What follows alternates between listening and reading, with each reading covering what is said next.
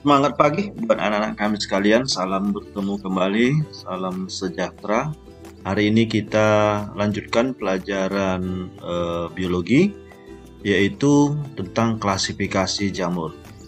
Nah, sebelumnya kamu sudah mempelajari bagaimana karakteristik dari jamur. Nah, sekarang kita melihat bagaimana pembagian jamur. Baik, kita perhatikan ya. Bentar saya ganti ya spidolnya. Nah, klasifikasi jamur ini ada 4 pengelompokan jamur. Nah, sebenarnya gampang untuk mengingat bagaimana pengelompokan jamur ya dengan mengingat istilah yaitu zigot abadi. Ya, ini ya untuk mengingat bagaimana eh, pengelompokan dari jamur. Nah, inilah cara menghafalnya. Zigot abadi. Oke, apa artinya? Yaitu I-nya ini adalah zigota, ya. Yang ini adalah zigomikota. Kemudian yang ini ascomikota. Lalu ini basidio mikota. Kemudian yang terakhir adalah deuteromikota. Oke, jadi ada 4 pengelompokan dari kingdom fungi. Baik, kita ulas satu persatu. Yang pertama adalah zigomikota. Ya, zigomikota ini bagaimana deskripsinya? Hal yang perlu kita ingat bahwa jamur ini memiliki hipa, namun hipanya ini tidak bersekat. Ya, ingat ya, apa yang dimaksud dengan hipa tidak bersekat? Artinya hipanya itu tidak ada membagi antar suatu ruang, ya, sehingga pada hipanya terjadi pengelompokan inti sel atau penumpukan inti sel. Maka bisa dikatakan bahwa pada hipanya ini memiliki banyak inti sel. Itulah yang disebut dengan istilah senositik, ya. Nah, jadi jika hipa memiliki banyak inti, inilah yang disebut dengan senositik. Kalau misalnya ada suatu pertanyaan, apa itu senositik? Itu adalah hipa yang memiliki inti yang banyak. Oke. Nah, jamur ini masih memiliki sifat yang sederhana, ditandai tidak memiliki tubuh buah. Ya, sehingga zigomikota ini memiliki tubuh yang halus atau bentuknya seperti benang, masih merupakan hipa seperti benang. Oke, kita teruskan. Zigomikota adalah jamur saproba atau jamur yang bersifat sebagai pengurai, sehingga jamur zigomikota ini banyak kita jumpai pada sisa-sisa organisme yang sudah busuk. Lalu dia akan merombak zat-zat organik menjadi zat anorganik. Itulah makanya jamur ini sangat berperan di dalam ekosistem untuk menguraikan organik menjadi anorganik, sehingga anorganik ini bisa dimanfaatkan oleh tumbuhan. Nah, zigomikota dalam melakukan reproduksi, dia menghasilkan spora. Sporanya ini ada 2 macam. Ada spora aseksual, ada spora seksual. Kalau spora aseksual, itulah yang dikenal dengan spora neospora. Ya, jadi spora neospora ini ya sama halnya dengan istilah spora. Namun jika disebut dengan spora neospora, itu berarti zigomikota menghasilkan spora aseksual. Sedangkan spora seksualnya disebut dengan istilah zigospora. Ya. Gampang diingat, untuk zigomikota, spora seksualnya ada istilah kata zigo. Tambahi dengan kata spora, maka disebut dengan zigospora. Paham ya? Oke, baik. Nah, kita perhatikan gambar atau struktur tubuh dari zigomikota. Nah, kita mulai dari bagian bawahnya. Bagian bawahnya identik dengan akar, tapi bukan akar sebenarnya. Makanya disebut dengan rhizoid, atau dikenal dengan hipa rhizoid. Nah ya, jadi apa yang dimaksud dengan hipa-rhizoid adalah hipa yang menyerupai akar yang bertanggung jawab untuk mendapatkan makanan. Makanya hipa ini berada pada medium substrat di mana dia hidup. Kemudian hipa ini berasal dari spora yang berkecambah membentuk hipa yang bercabang-cabang. Maka kita perhatikan hipanya ini kan bercabang. Ini dikenal dengan micelia atau mycelium. Jadi kumpulan hipa yang bercabang-cabang itulah namanya mycelium. Nah, hipa yang menjulang ke atas, ya, yang mirip seperti batang, itulah namanya sporangiopor. Ya, sporangiopor. Oke, sporangiopor ini adalah hipa yang menjulang ke atas dan di dalamnya ada sporangium. Nah, ini sporangium ya. Jadi ini adalah sporangium ya, atau kotak spora. Nah ya, sporangium.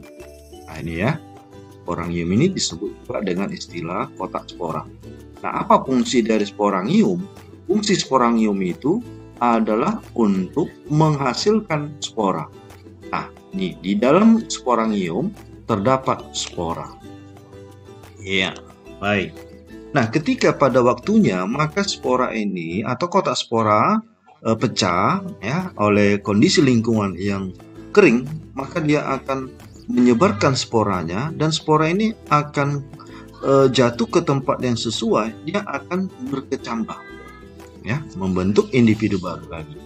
Nah, di lain pihak ada bagian hipa yang merebah di bagian substratnya yang berkemampuan untuk membentuk individu baru, itulah hipa stolon. Jadi hipa stolon ini adalah hipa yang juga berperan membentuk individu baru sehingga tampaklah muncul jamur baru lagi. Hal yang sama dengan yang sebelah kiri. Oke, inilah keterangan bagaimana struktur tubuh dari Zygomicota. Jadi Zygomicota ini adalah bagian jamur yang memiliki bentuk seperti benang. Oke, baik, kita lanjutkan. Nah, sekarang kita telusuri bagaimana reproduksi Zygomicota. Reproduksi Zygomicota ada secara aseksual dan ada juga secara seksual. Kalau secara aseksual, bila ini terjadi saat kondisi lingkungan yang baik. Yang dimaksud dengan lingkungan baik berarti ingat bagaimanakah habitat dari jamur, yaitu pada konsepnya yang paling baik itu adalah di tempat yang lembab. Ya, jadi kalau kondisi lembab itu menandakan bahwa jamur tumbuh baik. Ya. Jadi itu lingkungan yang baik untuk jamur. Nah, dalam hal melakukan reproduksi aseksual ada beberapa cara, yaitu dengan istilah fragmentasi hipa. Ya, jadi istilah fragmen ini nggak asing lagi bagi kita, yaitu pemutusan di bagian tubuhnya atau pemutusan hipa, ya, pemutusan diri, sehingga nanti akan terpisah dari induknya dan akan berkecambah membentuk jamur baru. Nah, selanjutnya ujung sporangiopor ya, seperti yang kita sudah jelaskan bagaimana struktur tubuh dari jamur Zygomicota. Nah, di situ di ujungnya terdapat sporangium ya, dan di dalam sporangium menghasilkan sporangiospora yang bersifat N atau haploid. Ya, karena pada jamur ini adalah bersifat haploid sehingga di dalam kotak sporanya tidak terjadi proses meiosis. Namun yang terjadi adalah secara mitosis. Berarti ingat sifat mitosis sel induk sama dengan sel anak. Oke ya, jadi sporanya ini adalah bersifat haploid. Oke, itu untuk aseksual. Nah, bagaimana secara seksual? Kalau secara seksual ini terjadi pada kondisi lingkungan yang kering atau kondisi yang tidak menguntungkan. Ya, kondisi yang tidak menguntungkan ya. Karena kondisi yang kering ini membuat jamur sulit untuk beradaptasi. Walaupun seperti itu, namun dia berkemampuan untuk berkembang biak. Nah, caranya bagaimana? Yaitu peleburan dua hipa yang berbeda jenis, ya, yang berbeda jenis, dan biasanya disebut HIPA positif dan HIPA negatif. HIPA positif berarti sifatnya memberi, sedangkan HIPA negatif adalah menerima. Dan akhirnya nanti akan menghasilkan zigospora. Oke, jadi kesimpulannya, untuk reproduksi zigomikota menghasilkan dua macam spora. Ada spora aseksual, inilah yang disebut dengan spora ngiospora, sedangkan spora seksual adalah spora zigospora. Ya, namanya adalah zigospora. Oke, jadi itu adalah gambaran secara umum bagaimana reproduksi zigomikota. Baik. Nah, sekarang kita perhatikan bagaimana siklus hidup dari zigomikota. Nah, kita perhatikan sama-sama gambarnya. Yang kita mulai dari gambar nomor 1. Ya, gambar nomor 1 ini menunjukkan ada dua HIPA, ya. Ada dua HIPA yang berbeda. Ya, ada HIPA positif, ada HIPA negatif. Ya, ingat HIPA positif adalah sifatnya memberi, sedangkan HIPA negatif adalah menerima. Nah, selanjutnya pada ujung HIPA ini ada istilah gametangia. Artinya disinilah tempat peleburan, ya, tempat penyatuan. Nah, terjadi penyatuan ya secara plasmogami. Ingat ya, apa itu plasmogami? Yaitu terjadi penyatuan plasma atau cairan sel, ya, penyatuan cairan sel, kan gitu. Nah, selanjutnya di gambar 3, ya, setelah terjadi plasmogami ada suatu perubahan di mana di bagian gametangia ini menunjukkan perubahan yang semakin membesar. Nah, kita lihat ada gambar nomor 4, ya. Nah, ini adalah bagian yang membesar, ya, tempat penyatuan tadi melalui proses plasmogami. Itulah yang disebut dengan zigospora, ya, zigosporangia. Nah, ini zigosporangia. Kalau yang mudah, ini di nomor 3, yang ke nomor 4 itu sudah istilahnya zigosporangia. Nah, zigosporangia ini ya kan terdiri dari penggabungan dari beberapa inti, ya, penggabungan dari beberapa inti, namun belum melakukan peleburan inti, ya. Nah, artinya intinya menjadi bertambah banyak. Nah, lihat gambar nomor 5. Pada gambar nomor 5 terjadi proses kariogami. Apa itu kariogami? Kariogami ini adalah penggabungan inti. Ya, kita lihat ya.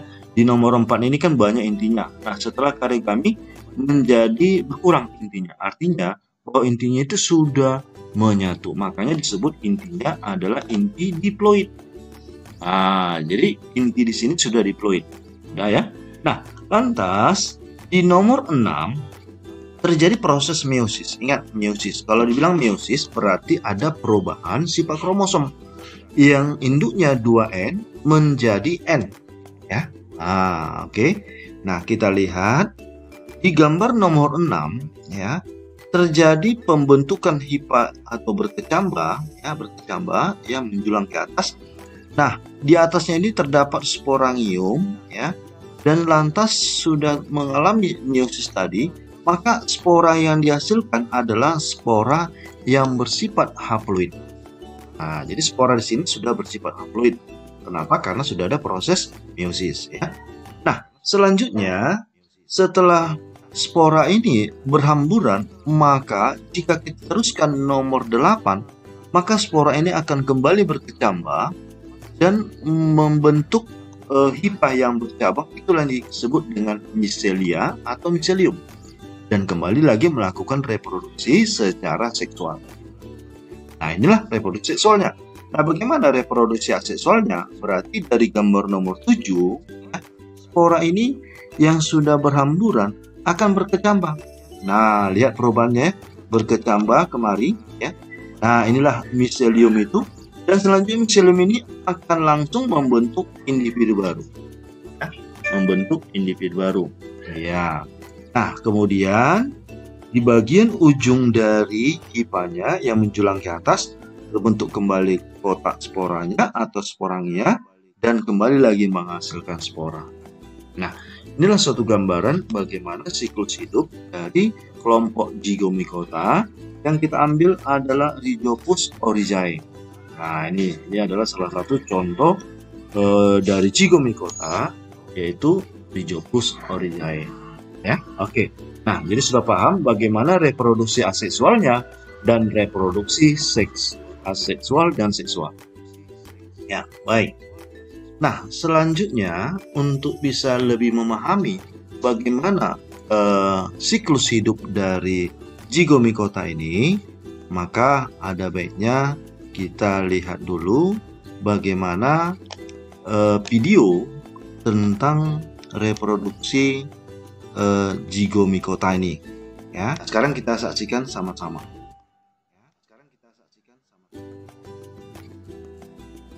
Fungi have complex life cycles consisting of asexual and sexual reproductive phases. Here, we examine the life cycle of the black bread mold, Rhizopus stolonifer.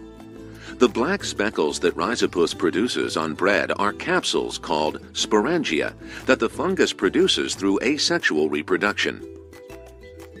The fungus consists of a network of filaments called hyphae that penetrate the bread and absorb nutrients.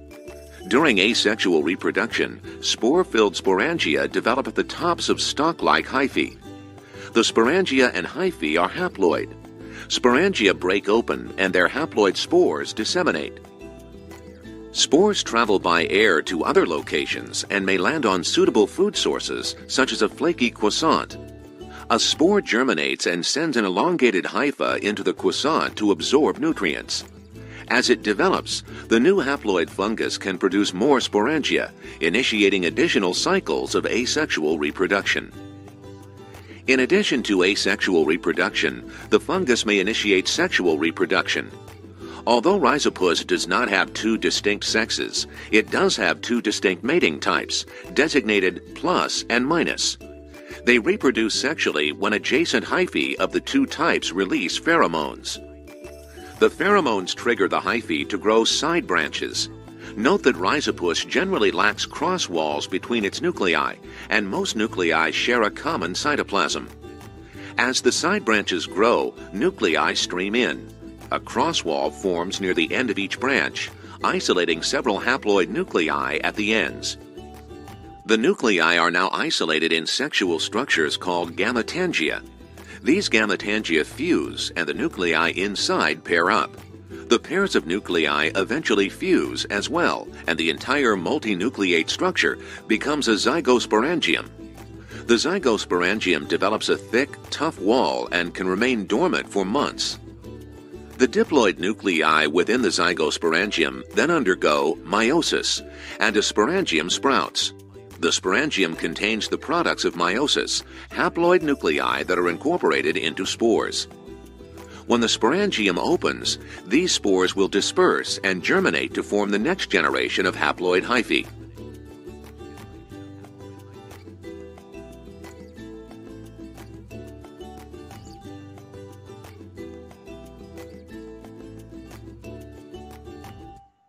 Oke, jadi itulah sebagai video tambahan bagaimana reproduksi dari Zygomicota. Oke, baik, kita teruskan.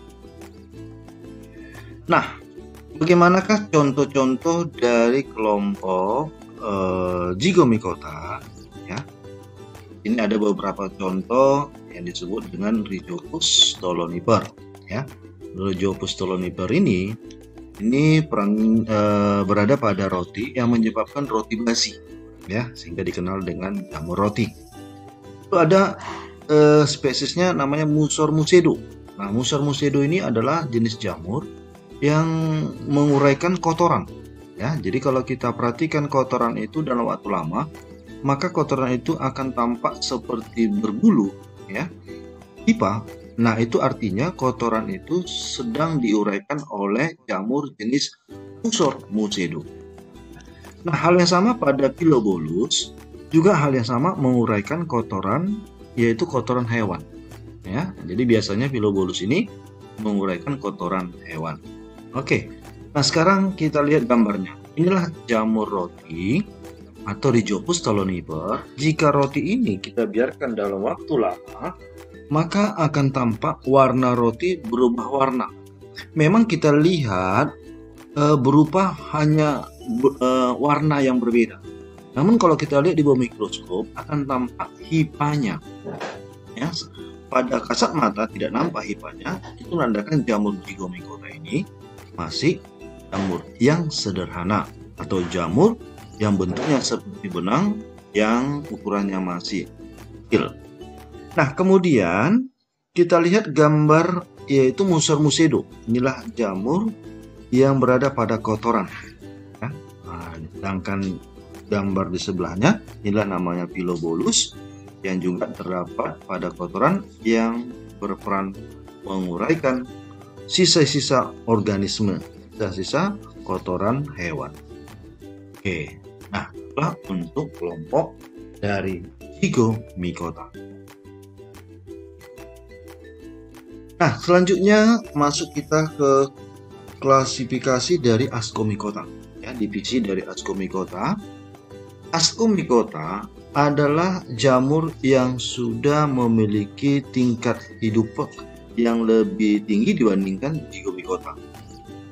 Nah, kenapa kita katakan demikian? Kita lihat deskripsinya. Ascomycota ada ternyata jamur yang uniseluler. Jamur yang uniseluler. Ada yang bersifat multiseluler. Nah, gitu ya. Jadi jamur ini juga menunjukkan ada hipa. Ya. Namun hipanya ini sudah lebih tinggi dibandingkan Zygomicota. Kalau Zygomicota kan tidak bersekat, sedangkan Ascomycota sudah bersekat. Sudah bersekat sehingga di antara sekat terdapat inti yang berbeda dengan inti di sekat berikut. Nah, Ascomycota adalah jamur yang sudah memiliki tubuh buah. Ya, sementara kalau Zygomicota belum ada tubuh buahnya. Dan tubuh buahnya ini dikenal dengan istilah ascocap. Nah, ingat ya. Jadi apa itu ascocap?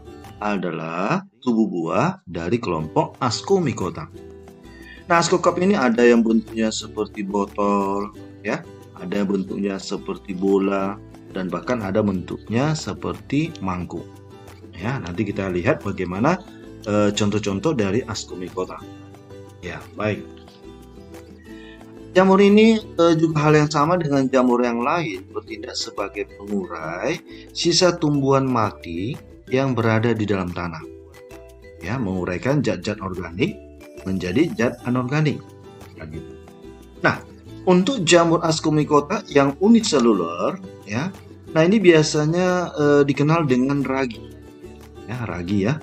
Nah, ragi yaitu adalah proses fermentasi untuk menghasilkan alkohol. Misalnya dalam pembuatan tape. Ya, kalau kita makan tape ada terasa alkohol, itu adalah hasil dari fermentasi. Nah, jamur Ascomycota ini memiliki sifat mutualisme, ya, bisa berkemampuan membentuk kerjasama dengan individu lain, ya, tapi yang berbeda spesies, yang dikenal dengan simbiosa mutualisme bersama dengan ganggang. Nah, ganggang ini adalah tidak semua ganggang, tapi ganggang yang bersel satu. Nah, akibatnya mereka membentuk kerjasama, itulah yang dikenal dengan liket atau dikenal dengan lumut kerak. Nanti secara spesifik akan kita bahas bagaimana lumut kerak. Namun yang jelas simbiosa antara jamur dengan ganggang akan menghasilkan liket. Ya. Nah, kalau disebut dengan mutualisme berarti sama-sama untung, di mana jamur akan memberikan hasil uraiannya kepada ganggang, ya. Lalu ganggang yang memiliki klorofil melakukan fotosintesa menghasilkan zat organik yang akan diberikan ke jadi take and give. Ya, itu untuk pemahaman tentang liket.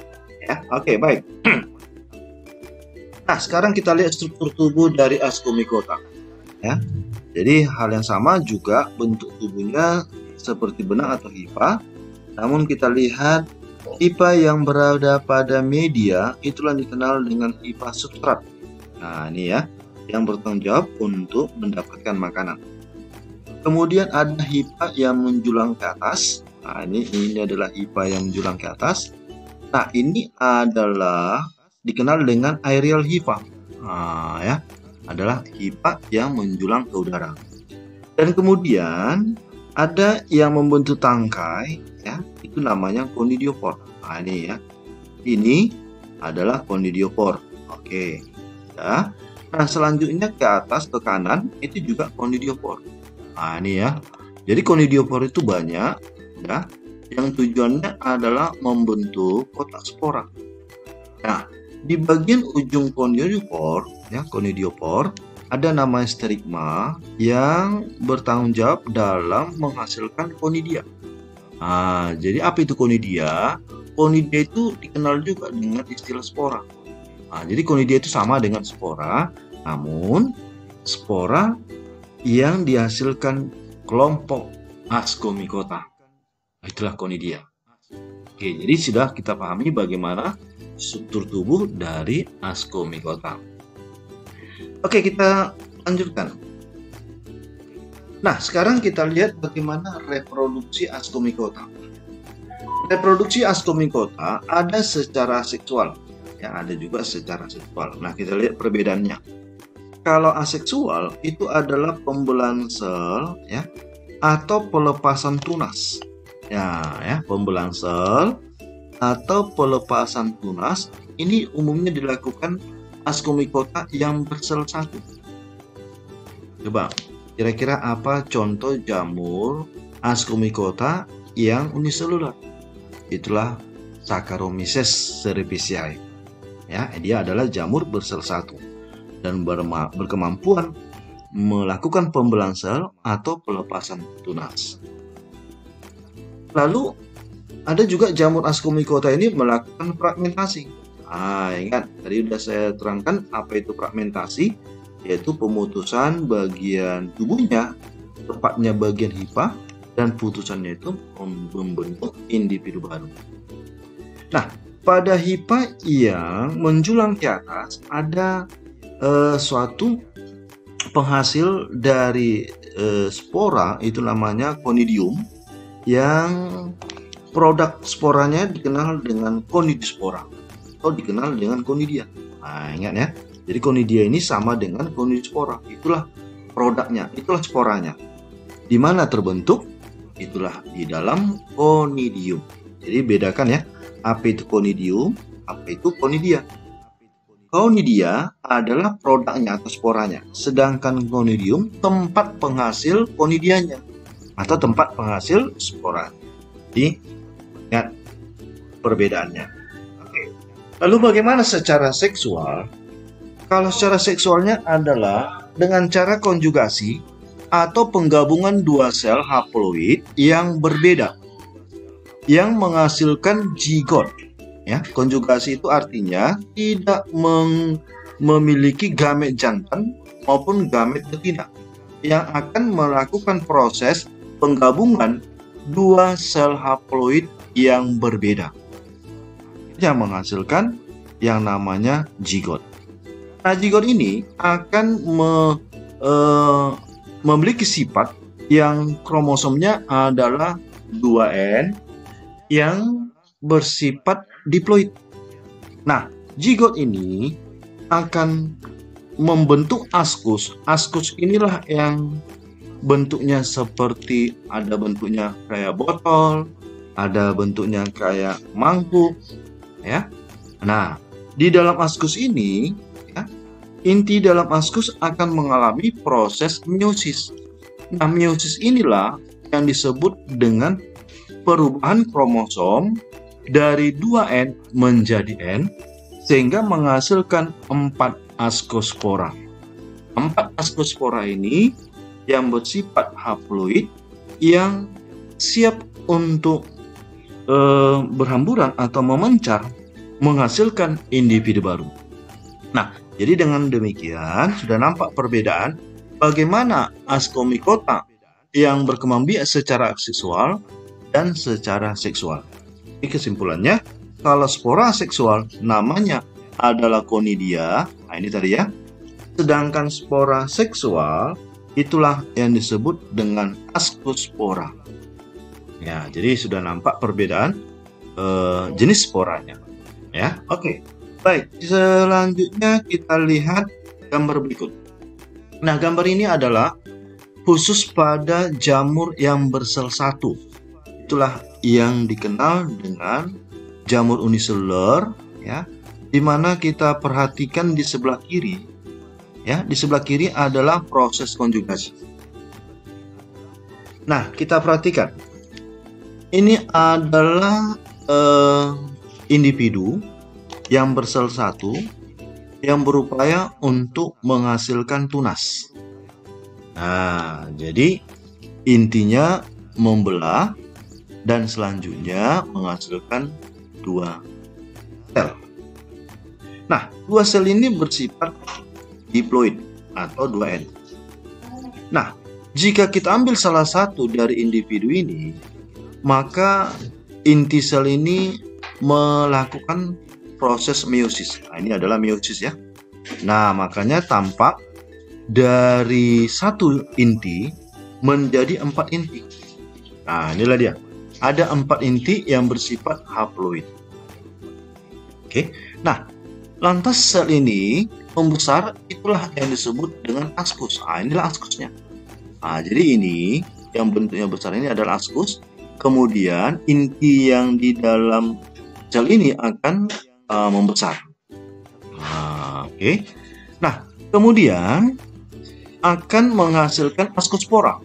Ya, jadi askuspora itu berada di dalam askus yang bersifat N. Kenapa bersifat N? Karena sudah terjadi proses meiosis tadi. Nah, kemudian askuspora ini nanti akan berkecambah, ya, atau dalam arti mengalami pematangan, yaitu ada sel jamur positif, ada sel jamur negatif, ya. Dan selanjutnya kembali dia akan membentuk tunas, ya. Nah, membentuk tunas, dan kemudian jika dua individu ini menyatu, ya, terjadi peleburan inti positif dengan inti negatif. Ya, ini yang disebut dengan konjugasi. Oke. Dan selanjutnya maka terjadi fusi atau penggabungan sehingga bersifat 2N. Nah, inilah 2N diploid. Nah, selanjutnya dia akan tumbuh dewasa, kembali lagi membentuk tunas. Nah, jadi inilah konsep konjugasi pada jamur yang uniseluler. Nah, selanjutnya kita lihat gambar di sebelah kanan. Yang di sebelah kanan, ya, adalah secara seksual. Ya, kita lihat dari sebelah kanan ini, ya. Nah, ini sebelah kanan atas lah dulu ya. Nah, ini inti selnya, ini inti selnya, kemudian ini vakulanya. Oke ya. Jadi lain inti, lain vakula. Nah, kemudian sel ini membentuk tunas. Nah, ya. Ya, membentuk tunas, ya. Nah, oke. Nah, inilah tunasnya. Oke. Nah, ini tunasnya. Kemudian terjadi pembelahan inti. Dan selanjutnya terjadi pemisahan, yaitu dengan tujuan menghasilkan individu baru. Kalau secara aseksual, tampak prosesnya adalah sederhana. Nah, ini kita buat adalah secara aseksual. Oke ya, secara aseksual. Sedangkan di sebelah kiri kita adalah secara seksual. Oke, ini adalah aseksual, sedangkan ini adalah seksual, atau dengan cara konjugasi.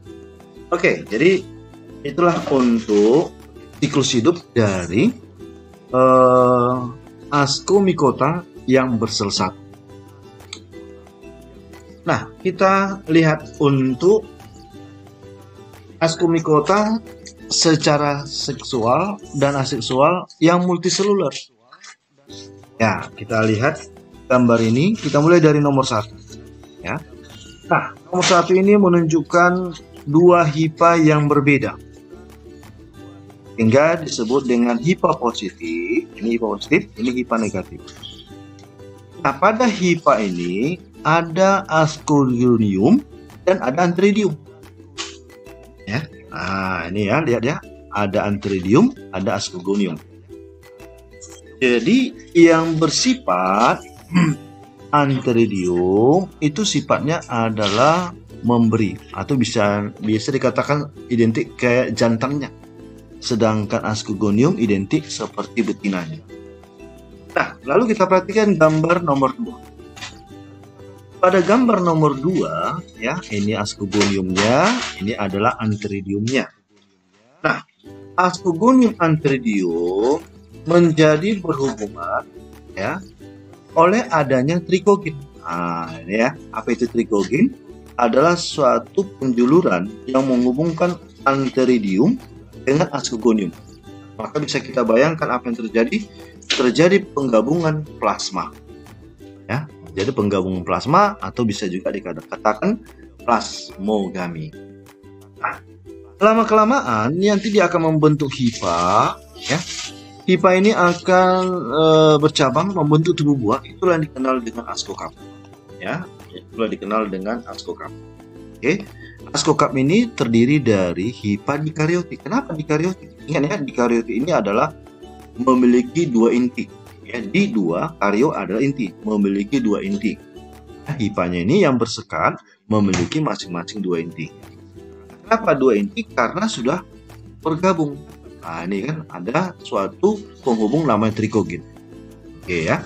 Nah, jadi ascocarp ini adalah hifa yang berasal dari gabungan ascogonium dengan antheridium. Berarti hifanya ini memiliki hifa dikariotik.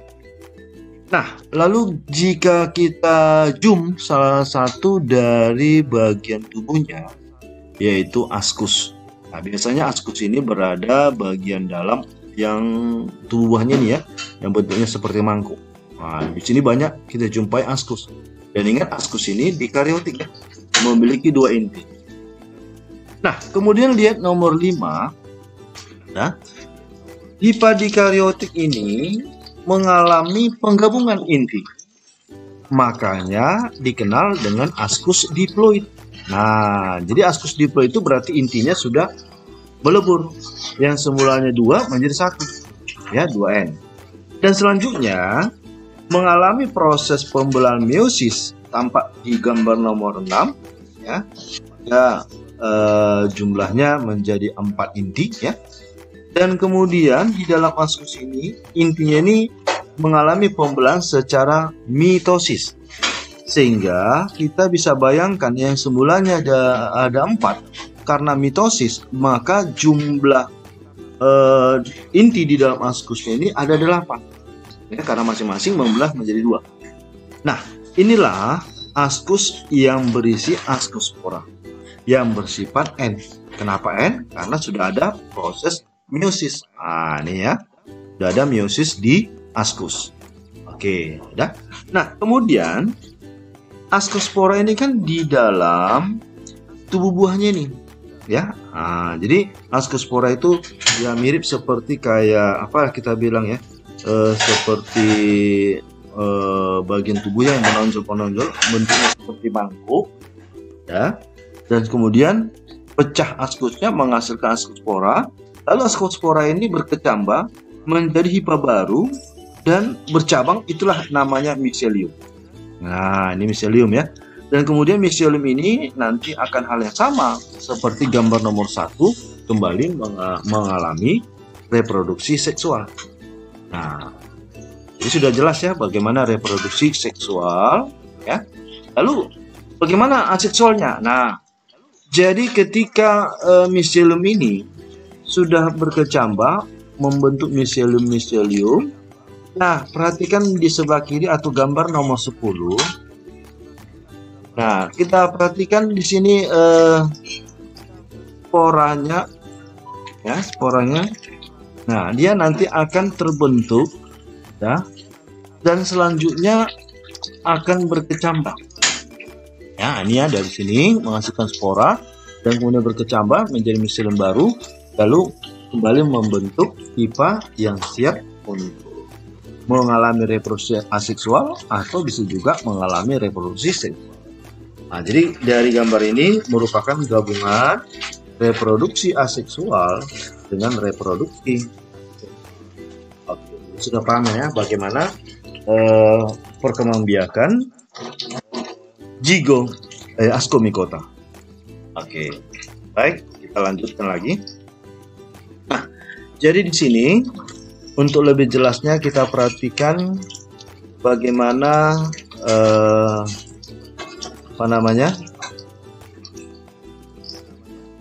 reproduksi dari Ascomycota ya, dengan memperhatikan video berikut ini.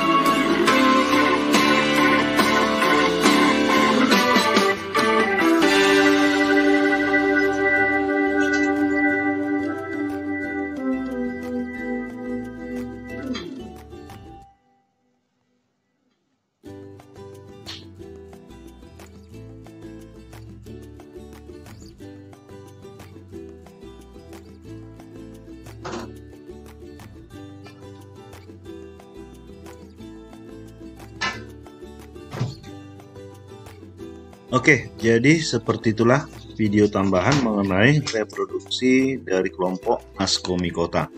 Nah, sekarang contoh Ascomycota. Ada Saccharomyces cerevisiae yang digunakan dalam pembuatan roti maupun alkohol. Di waktu pembuatan roti terjadi proses pengembangan, karena pada saat proses fermentasi mengeluarkan karbon dioksida dalam membuat adonan roti mengembang. Yang lainnya sebagai pengembang dan juga berperan dalam pembuatan alkohol lewat proses